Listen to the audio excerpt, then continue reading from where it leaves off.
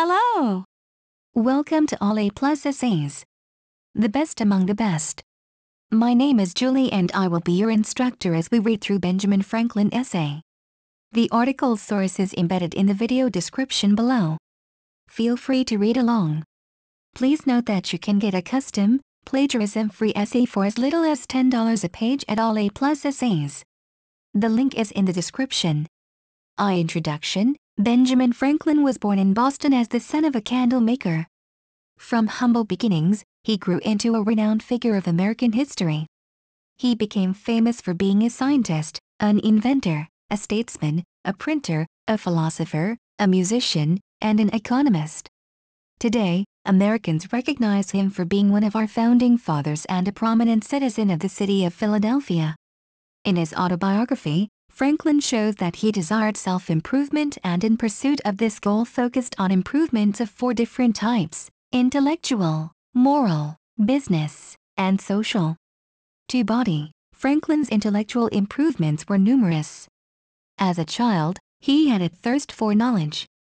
He exhibited a readiness to learn and read at an early age, and while in school, he rose to the head of his class and then skipped a grade.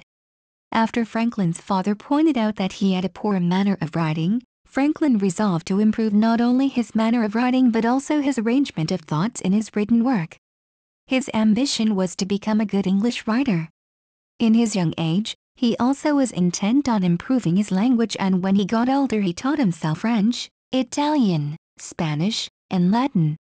He used the library as a means of improvement by constant study of 1 to 2 hours per day here. Franklin went to great lengths to achieve moral improvement. As a young man, Franklin developed a plan regulating his future conduct in life that he adhered to even in his old age. He wrote a list of moral characters that he would like to possess, such as temperance, frugality, and humility. He had 13 categories in all that he wrote down in a book to carry with him. He had a separate column for each day of the week. He would pull out the book and mark which virtues he felt he had committed a fault in that day so that he may examine them and improve upon them. During the course of this practice, Franklin said that he found himself fuller of faults than he would have thought, but he had the satisfaction of seeing those faults diminish. His actions also show that he strove for moral perfection.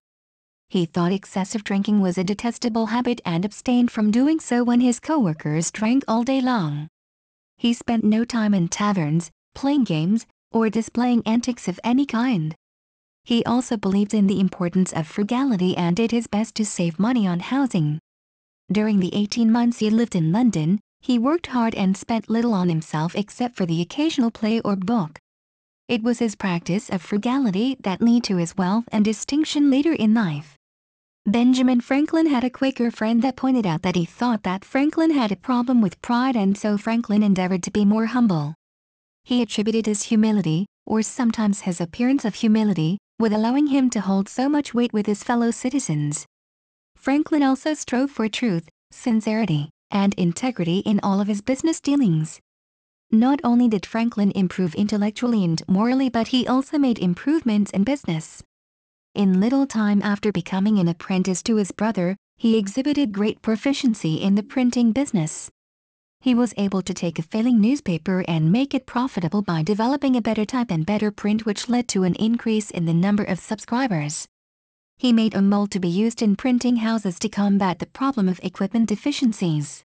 He also made a copper press to print paper money. He filled the spaces in Poor Richard's almanac with proverbial sentences for the benefit of its readers. Similarly, he made use of newspapers to communicate instruction. Franklin also contributed greatly to social improvements in his day. He formed a club of mutual improvement called Junto.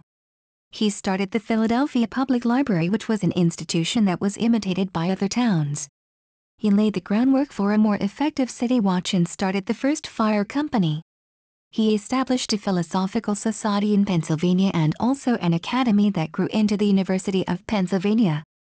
He invented a more efficient and economical stove known as a Franklin stove.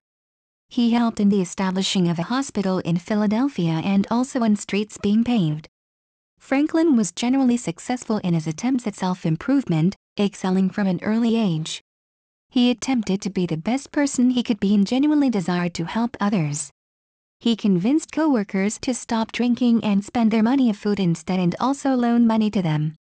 He loaned money to his friends, Collins and Ralph, even though they took advantage of him and never repaid their debts. He recognized that Kiemer was only using him to train his workers and then was going to fire him, yet Franklin still cheerfully put Kiemer's printing house in order. Franklin was also always eager to help young beginners. He further demonstrated that he was not a self-promoter when he had a chance for a better business deal but declined because of the obligations he felt he had with his current partners. 3. Conclusion. Franklin has long been revered as one of the great figures of American history. As a founding father, he was instrumental in the early days of shaping the American government. Throughout his lifetime, he strove for improvement in intellectual, moral, business, and social areas and was successful in his attempts in each of these areas. He was a benevolent individual who desired to help others, and he authored his autobiography in the hope that posterity would follow his example and reap the same benefits. References: Benjamin Franklin, Glimpses of the Man, 1994. The Franklin Institute Science Museum. http://www.fi.edu/. Franklin/. Accessed June 4, 2012. Franklin, Benjamin. 1909. The Autobiography of Benjamin Franklin. Ed. Charles W. Eliot. New York, P.F. Collier & Son Company. Thank you for taking your time to listen to me. I hope you enjoyed learning about Benjamin Franklin essay as much as I did. Kindly remember that you can get a custom, plagiarism-free essay at All A+ Essays for as little as $10. The link is in the description. See you next time.